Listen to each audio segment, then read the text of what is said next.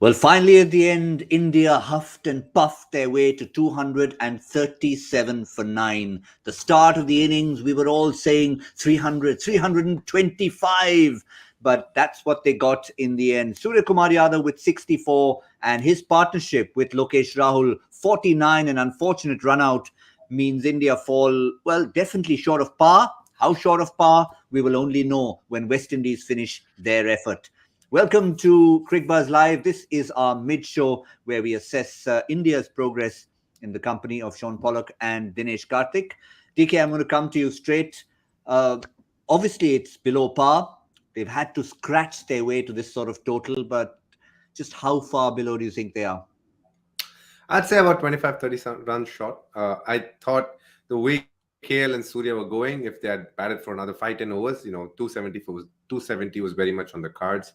Yes, it did a lot for the fast bowlers. I still think they kind of fell short by a bit.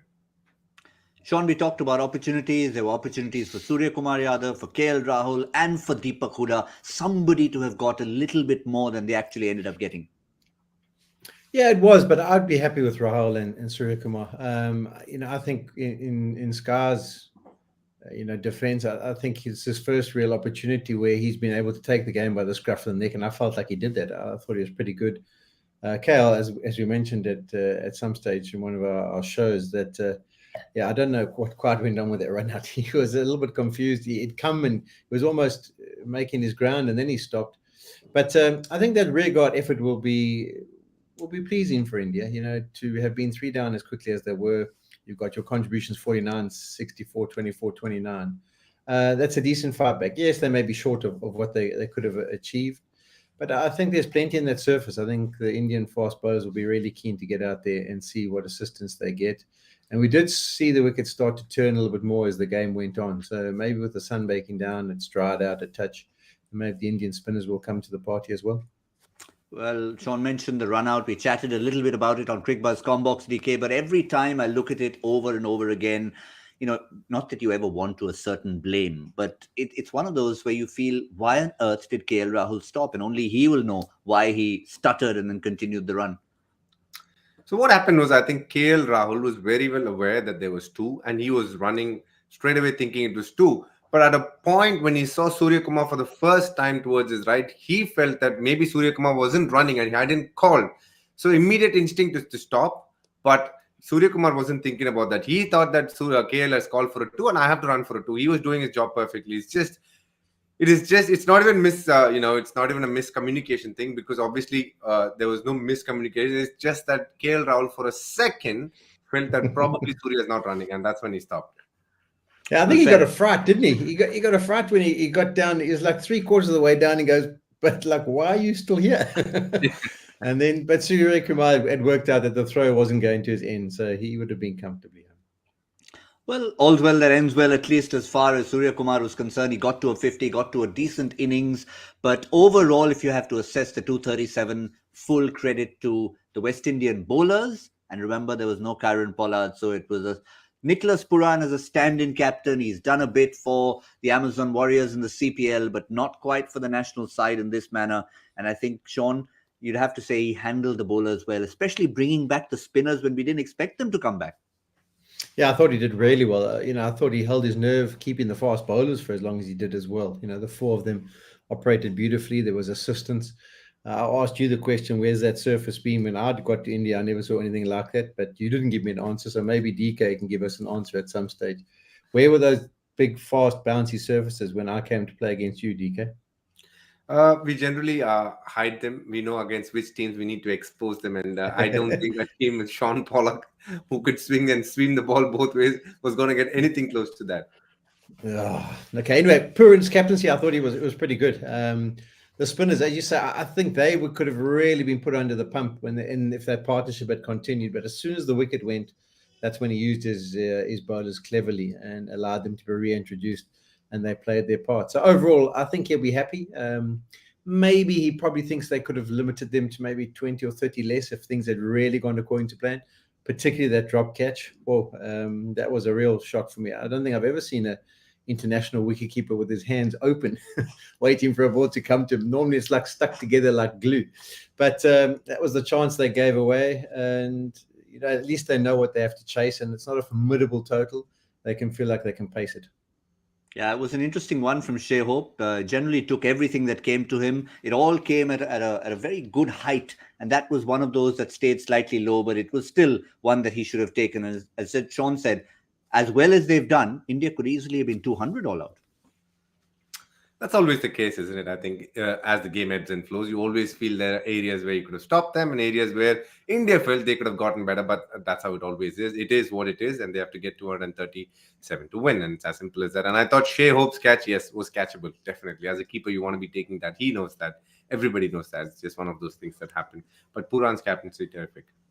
But just to add to Puran's captaincy, DK, is just the bowling effort. It's one thing to be able to rotate your bowlers. They need to deliver for you. Yes, he had 6 bowlers. He was able to go to different bowlers at different times. But as you said, he kept his nerve, but the bowlers delivered. They had the right lengths. They used the surface, and they took out of it what they wanted to. Absolutely. I think there was a bit of seam help in the wicket. There was bounce. Generally Ahmedabad red soil wickets, you get good bounce, and that's what happened. And you could see the fast bowlers were hard. And the thing was, they weren't bowling anything up. They were bowling short of length. They were happy for the ball to just go across with the batters, just allowing them to leave. And so the pressure was on India to play the shots. And when they did try, it wasn't an easy wicket to play those shots, and hence those 3 early wickets. But great captaincy by Puran, only for the reason what Paulie said. He held on to the fast bowlers much longer than most captains would. And then bringing back the spinners even when they got hit, I think that was well done as well. But at the end of the day, he needed 10 overs of spin, and he kind of got it with just one bowler, actually. And he's the only bowler to have bowled 10 overs. And if you had watched last match, nobody would have said that Fabian Allen would be the only bowler to bowl 10 overs. Rather interesting. Yeah, it was certainly a good effort from all of them, but it kind of helps when you've got different people to turn to. Quick word, Shaun Pollock, on Odean Smith. First time we actually got to see him. There's been a lot of build-up. Where's Sheppy? Where's Odean Smith? Now he comes in there, and it's a small matter of Rishabh Pant and Virat Kohli. Yeah, I've worked out you're a big fan of his, but I was impressed with what I saw. His 2 wickets, his economy rate, I thought he was skiddy. I thought he attacks the crease. He's got something to work with. I think his lengths maybe were a fraction short at times when he needed to be a little bit fuller, particularly after he picked up those 2 such vital and valuable wickets. But yeah, I also mentioned RPL price, I think, has gone up. Yeah, I can tell you one thing, Shaun. The reason why I'm a huge fan of his, because every time I go to the Caribbean, they say pick on someone your own size. So Kennard Lewis, Odean Smith, the guys I hang out with. You haven't seen how much I've been working out. It's hidden by my the blazer I'm wearing. Okay, I believe you. Fair enough. But quick word, DK, on India's finishing. Yes, they did show enough glimpses. Washington Sundar, that first shot that he played to open his account was delectable. And of course, Deepak Hooda was the one who really needed to take the team home. He was running out of partners, but there's enough in it to show that he sort of belongs at that finisher's role. Yes, I think if you see in the middle of that scorecard is pretty much where heart of India's batting lies in this game. They have done a very decent job. It's not a good job or a great job, very decent job given the conditions, given the way the bowling was. So, credit to them. You got to understand Washington Sundar is batting in international cricket after a long, long time. Deepak Hooda again just playing his second game, all showing glimpses of what they're good at, and that's always a good sign. Well, now it's time to look ahead, because this is one part is the assessment of what's happened before. Let's quickly look ahead, Shaun Pollock, Dinesh Karthik, to what we can expect from India's bowlers. Now, it's one thing if they have 340 on the board, you're sort of not putting your feet up, but you're at least feeling you've got a little more to play with. Now they'll be on their toes. Washington Sundar started things off with spin. How much have you seen in the surface for Sundar and Chahal to be licking their lips, unlike the first game? Shaun? Yeah, I don't think there's as much for them to work with. As I say, it did seem to take a little bit of grip as the game went on, but I'd be very disappointed if they got them in too early. As an Indian seam, I'm sitting there going, we don't get many of these surfaces often, and please, can we have the new ball, and can we have an extended spell and see if we can make early inroads? When the spinners get the surfaces that turn, they take the bulk of the bowling. But I really would think that the fast bowlers need to be given an opportunity to show what they possess and really look to try to dominate, particularly in that first 10 overs. The West Indies batting lineup, we've seen a little bit of frailty, and with the conditions we saw so far in the match, 2 new balls, I think that would be my go-to. TK, we built up a lot on Mohammad Siraj in the first game. Maybe didn't talk as much about Prasidh Krishna. We just talked about his batting ability 10 minutes ago. But he will be someone, since Shaun Pollock mentioned, he'll be queuing up and wanting that extended spell Shaun Pollock talked about. Yeah, I think he's one of those who hits the deck hard and can definitely land a ball on the seam. So he would be looking to get some bowling in this game. This is about as good a wicket as he can get in India. So he's going to try and make the most of it. I think the Indian bowlers are in for a real good game here. I enjoy such games because you're always under pressure as a bowling unit to be at it. 240 is a very defendable score, especially if you get a couple of wickets with the new ball, and looking at how frail their batting could be. So I'm really looking forward to a good performance from India. And yes, the frailty of the West Indies batting is what we talked about at the very start of our build-up show. And we promised to bring you a few numbers, but we just ran out of time with all the wonderful conversations we were having. So let's bring it to you right here, right now. Why are we saying West Indies are on a precipice? Why are they walking a tightrope? This is why. Look at the ICC Men's Cricket World Cup Super League. Top 8 teams qualified directly for that 2023 World Cup, and the West Indies are on the edge. But also remember, Ireland are sitting with 18 matches. They've played more than anybody else. So that's why their position is looking a little bit exaggerated. West Indies have also played 13 matches, Shaun. So they will need to make sure, other than the Netherlands, they've got some serious opposition coming up. Pakistan and New Zealand up next for them. Yeah, it won't be easy. That is for sure. And unfortunately, they've had to do the qualifying at the T20 World Cup, so they almost already know what it's all about. And that's not the situation you want to find a team like the West Indies in. So yeah, there's big moments. That just adds to the pressure of this run chase, as you talk about every point that they can grab at this stage with any kind of win would be valuable. But I do think this is within their capabilities, just because of the score that it is. They can negotiate and work out tactics. I would think there would be 2 guys who they were looking to identify and say, listen, if one of you gets out, the other one needs to try and bat through.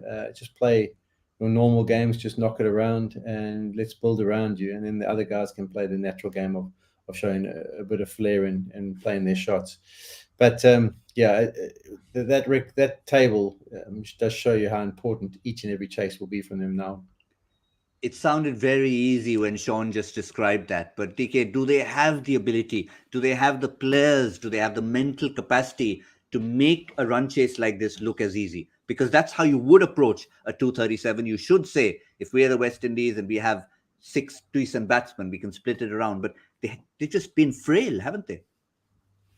Yeah, I think it's a good challenge for them. Obviously, these are conditions which were batting friendly at the start, but gets much better to bat on. And especially at this time of the year, you could expect a bit of dew as well, which could play into their hands. So, they have a few things going their way. What's going to be important is seeing how much grit and determination they have, because during these next 3 hours, they are going to get, clumps of 20 minutes or 25 minutes where the bowling can challenge them. It's important to see through that. Yeah, it certainly will be. Key players for you, Shaun Pollock, in this West Indies batting lineup. I know Shai Hope is the first name that comes to mind because he's the one who's done it before. He can get you 100, even if it's 100 of 200 balls, but he can get that for you. Yeah, I think Hope and Pooran for me. I think also Pooran taking on the captaincy, maybe makes him think about things a little bit different. And don't obviously underestimate the value of Holder. Down the back end there, if things get tight, he's going to have to try and negotiate the final few runs to be scored. And he's the one with a bit of form from that last game. So he should be feeling in good touch. I think it just is a little bit different of a surface, and I think it's more conducive to the stroke play of the West Indies. Ball coming on, bit of bounce, they can sort of free the hand. So I think pitch-wise, this would be better than what they experienced in the first game for them. Shamar Brooks has been always touted as the next Shai Hope type bowler at the top, batsman at the top of the order. But one more name to sort of wrap this discussion up with Dinesh Karthik, Brandon King. T20 cricket, franchise cricket, exciting to watch. He needs to make that translation into a 50-over game. Absolutely. I think Brandon King and Chandra Paul have batted really well for Guyana. for some time, and they've shown why they're good. He finds his place here, not only on his domestic performances, but the fact that he's been very consistent at CPL. He's got the skill sets. He's batted in the recent past really well for West Indies. So I'm pretty sure he'll be trying to make the most of his opportunities, knowing that there's an interesting couple of days coming up as well. Yeah, let's remind you, he's talking about Chandapal Hemraj, in case someone listening is going, what's wrong with DK? Shiv Narayan Chandapal doesn't play anymore. No, it's very much Chandapal Hemraj. Though, of course, if you do hear the name Chandapal in the recent future, it might just be Tajanareen Chandapal, the son of Shiv, because they tried really hard to play together. It didn't quite work. Final thoughts from both of you. Shaun, in whose camp would you rather be at this stage? I think the bowling of the Indian team is going to be too strong. I think with the fast bowlers up front, I think they're going to make some early inroads. And I think after 10 overs, I reckon the West Indies will have 47 on the board. Well. Okay, so Shaun's already gone one step ahead because he knows what I will ask at the end. Because just to remind you, we were about 150 runs off. About 100 runs off our prediction. So, DK, give us a prediction. I can't be 100 runs off in 10 overs, but yeah. I would say about 40 runs is what they're going to get.